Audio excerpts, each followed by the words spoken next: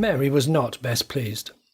Her husband seemed to have become a quivering wreck since this extortion thing had started.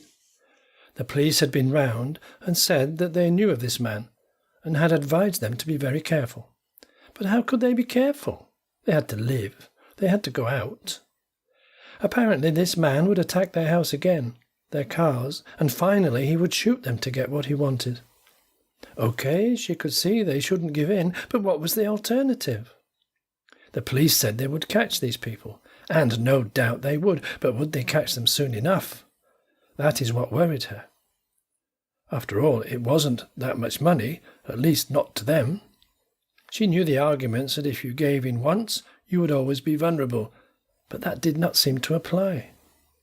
They had spoken to one of the previous clients, as he called them. He had paid up. OK, after just one incident, but he had never heard from them again. Surely that was better than this. Say if something happened to Benjamin. It didn't bear thinking about. She knew she was a good person. She loved her family.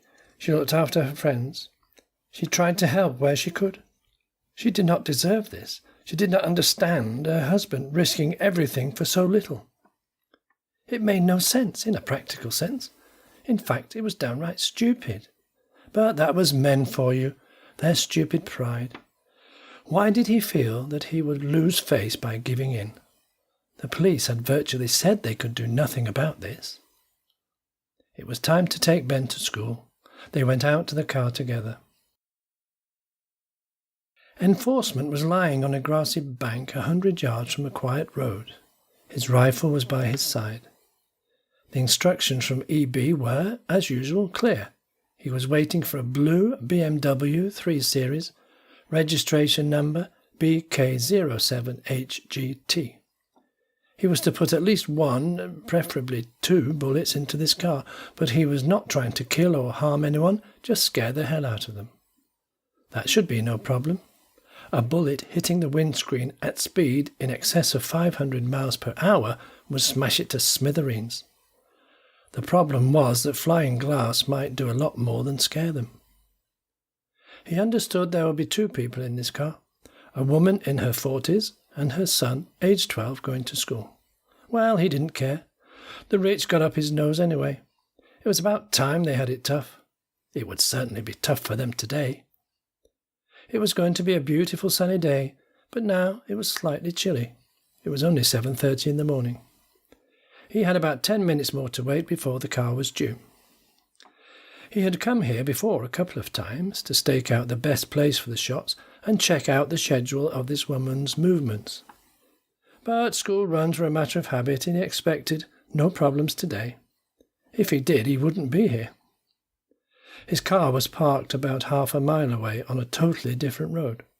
He had put on the fake number plates so that he wouldn't be traced, even if someone noticed his car. Mary was still worried about the extortionist. She never stopped worrying about him. Ben was his normal sullen self at this time in the morning, and today she made no attempt to jolly him out of it. She just drove, determined to sort out her idiot husband and get this settled.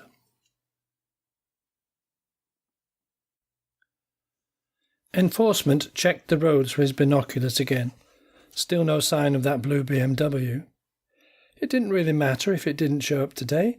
It would do the next day, and the job would be done. It was just a matter of time, as inevitable as the sun rising and setting. Ah, here it comes. It was show time. He took aim.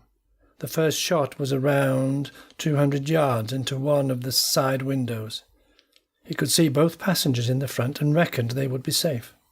He also thought they would stop the car and get out.